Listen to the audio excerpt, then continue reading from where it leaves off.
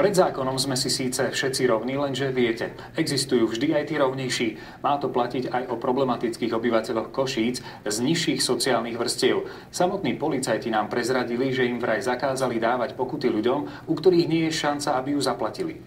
Boli sme školení, že nemáme dávať pokuty Rómom a bezdomovcom. Košickí Rómovia a bezdomovci už nemusia závidieť imunitu poslancov Národnej rady. Chtiac nechtiac sa s nimi ocitli na rovnakej úrovni a policajti im nebudú dávať pokuty. Malo sa to udiať priamo na príkaz nadriadených. Údajne je na to dôvod to, že tieto pokuty sú nevymáhateľné a stoja políciu veľa peňazí. V termíne nezaplatené pokuty sa totiž automaticky posúvajú exekútorovi. Za predpokladu, že súd exekúciu zastaví pre nemajetnosť, tak v takomto prípade musí znášať troby exekúcie oprávnený, v tomto prípade potom polícia. Ide približne o 30 €. Vyzerá to tak, že ostatným poctivcom zostáva pokutu zaplatiť alebo čakať na list od exekútora. Len určitá skupina ľudí je zodpovedná za svoje činy. Aj keď sa niekoľko policajtov z viacerých košických obvodov zhoduje, že na to boli preškolení, vedenie kraja takéto tvrdenia jedným dýchom a rázne odmieta. Môžem vás uistiť, že žiadny pokyn zo strany vedenia v tejto súvislosti vydaný nebol. Vedenie si vraj len preveruje pokuty, ktoré policajti dávajú stále tým istým osobám z ulice a problémových častí.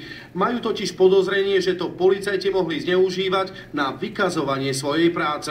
Vzniklo podozrenie, že k takýmto priestupkom vôbec nedošlo. Radoví policajti si ale stoja za svojím a hovoria o konkrétnom prípade v autobuse pri Luníku 9, kde mali pri výtržnosti paradoxne zviazané ruky práve oni. Rómovia, ktorí nemali lístok, začali robiť výtržnosti v autobuse, začali ho rozbíjať a tým pádom podľa tohto nariadenia neboli riešení a nemohli byť riešení. Normálny občan by bol za to riešený dosť vysokou pokutou. Policajti riešia priestupky bez ohľadu na rasovú či etnickú príslušnosť. Z Košíc Jozef Kačmári, televízia Joj.